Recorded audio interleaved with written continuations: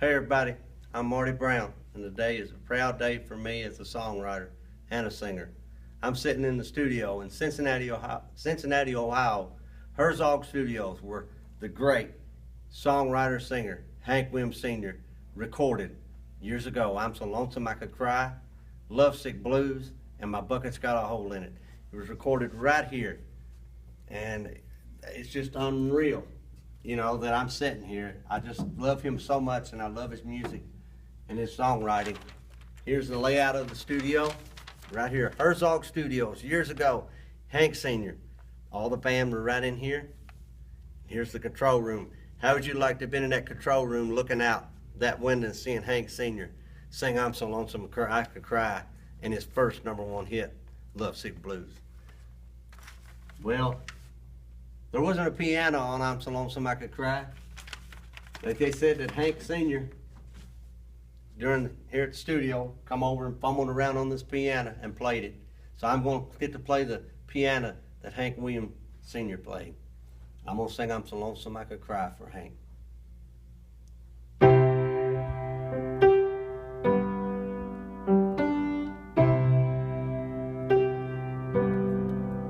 Can you hear that lonesome whippoorwill? Lord, he sounds too blue to fly.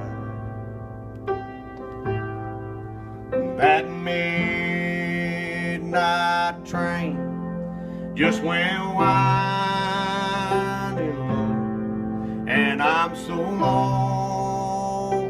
I could cry.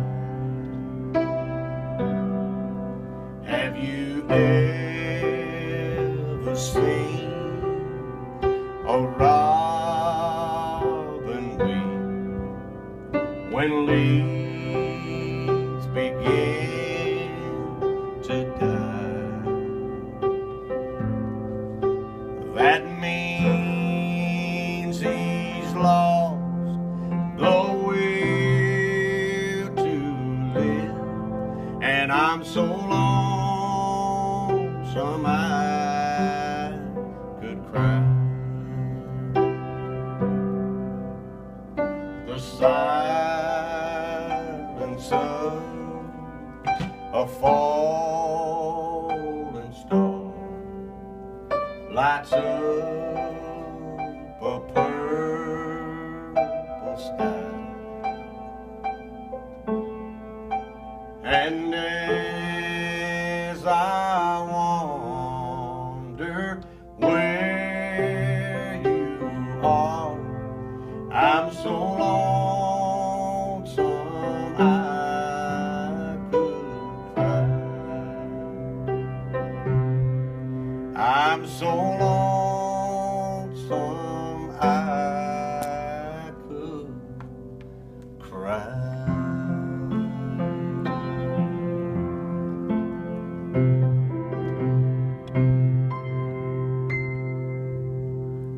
Written by Hank Williams Sr., the greatest songwriter there ever was.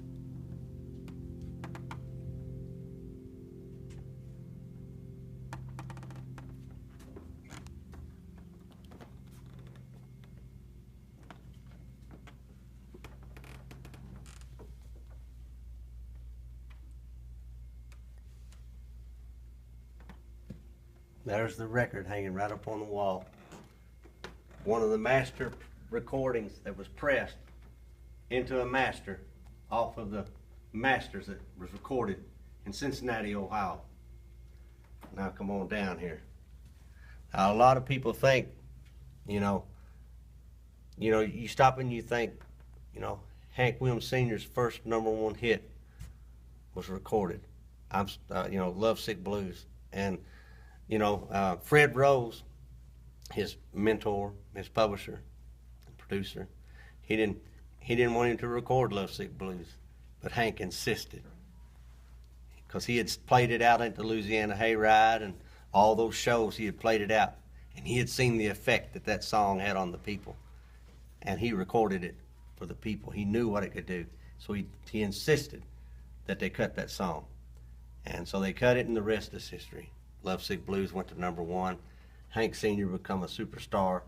Grand Ole Opry, the greatest songwriter that ever lived. And but my personal favorite of his will always be "I'm So Lonesome I Could Cry." That was Hank Sr. at his best.